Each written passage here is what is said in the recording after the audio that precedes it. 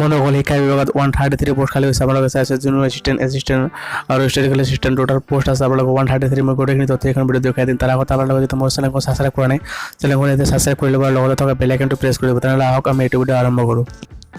মনোকৰ প্ৰথম যেটো পোষ্ট আছে এইটো হ'ল জুনিয়ৰ এছিষ্টেণ্ট হেড অফিচ আপোনালোকে চাই আছে টোটাল পোষ্ট আছে 20 ইয়াত আনৰিজাৰ্ভ আছে 4টা পোষ্ট এছ টি প্লেন্সৰ কাৰণে আছে 2টা এছ টি হিলছৰ কাৰণে আছে 3টা অবিচিৰ কাৰণে আছে 9টা পিডব্লিউডিৰ কাৰণে আছে এটা আৰু ইডব্লিউএছৰ কাৰণে আছে এটা ওকে আৰু ইয়াৰ যেটো এডুকেশ্যন কোৱালিফিকেশ্যন বিচৰা হৈছে এইটো হ'ল আপোনালোকৰ গ্ৰেজুৱেট যদি আপোনালোকে গ্ৰেজুৱেট আৰু লগতে আপোনালোকৰ 6 মান্থৰ কম্পিউটাৰ ডিপ্ল'মা থাকিব লাগিব তেনেহ'লে আপোনালোকে এইখন পোষ্টৰ কাৰণে আবেদন কৰিব পাৰিব ওকে আৰু পে স্কেলটো চাই আছে আপোনালোকে 14000 পৰা 60500 টকা উইথ গ্ৰেড পে 6200 টকা ওকে গতিকে আপোনালোকৰ গ্ৰেজুৱেট আৰু 6 মান্থ ডিপ্ল'মা থাকিলে আপোনালোকে এইখন পোষ্টৰ কাৰণে আবেদন কৰিব পাৰিব নেক্সট যেটো পোষ্ট আছে এইটো হ'ল আপোনালোকৰ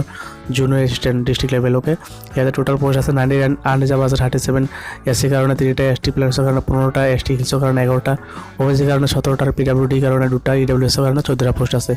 ইয়াৰ যেটো এডুকেশ্যন কোৱালিফিকেশ্যন বিচৰা হৈছে এইটো আপোনালোকৰ গ্ৰেজুৱেট আৰু লগতে আপোনালোকৰ 6 মান্থৰ কম্পিউটাৰ ডিপ্ল'মা থাকিব লাগিব তেনেহ'লে আপোনালোকে এইখন পোষ্টৰ কাৰণে আবেদন কৰিব পাৰিব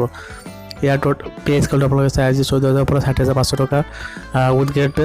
5600 টকা ওকে গতিকে আপোনালোকে যদি গ্ৰেজুৱেট আৰু 6 মান্থ কম্পিউটাৰ ডিপ্ল'মা আছে তেনেহ'লে আপোনালোকে এইখন পোষ্টৰ কাৰণে আবেদন কৰিব পাৰে নেক্সট যেটো পোষ্ট আছে এইটো হ'ল ষ্টেটিকেল এছিষ্টেণ্ট ইয়াতে টোটাল পোষ্ট আছে 14 আপোনালোকে চাই আছে আনৰিজাৰ্ভ আছে 4টা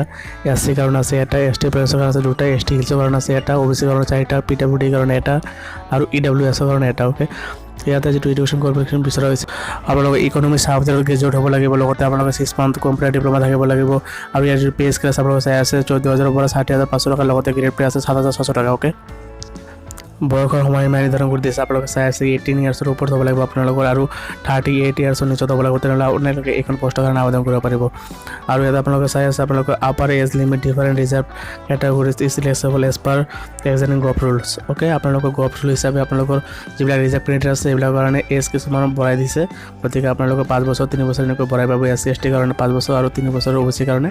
এজ বঢ়াই দিয়া হৈছে ওকে আৰু চিলেকশ্যন প্ৰচেছ আপোনালোকে চাই আছে ইয়াত OMR বেচিড এক্সামিনেশ্যন হ'ব এটা আৰু আপোনালোকৰ কম্পিউটাৰ স্কিল এক্সামিনেশ্যন হ'ব এটা ওকে ইয়াৰ ভিতৰত আপোনালোকৰ চিলেকশ্যন প্ৰচেছটো হৈ যাব গতিকে আপোনালোকৰ দুটা এক্সাম হ'ব এটা হ'ল OMR বেচিড এক্সাম আৰু এটা হ'ল কম্পিউটাৰ স্কিল টেষ্ট হ'ব এই দুটা পৰীক্ষা আপোনালোকে যদি পৰীক্ষা পাছ কৰিব পাৰে তেনেহ'লে আপোনালোকে চিলেকশ্যন হৈ যাব তাৰপৰা আপোনালোকে এপ্লাই কৰাব মই ভিডিঅ'টো দেখুৱাই দি আছোঁ ইয়াতে আপোনালোকে চাই আছে 8 তাৰিখৰ পৰা আৰম্ভ হ'ব আপোনালোকৰ 8 জুনৰ পৰা আৰম্ভ হ'ব আপোনালোকৰ অনলাইন আবেদন প্ৰক্ৰিয়া আৰু লাষ্ট ডেট ইয়াৰ 23 জুনলৈকে আছে ওকে গতিকে আপোনালোকে ইয়াৰ ভিতৰত এইখন পোষ্টৰ কাৰণে আবেদন কৰিব লাগিব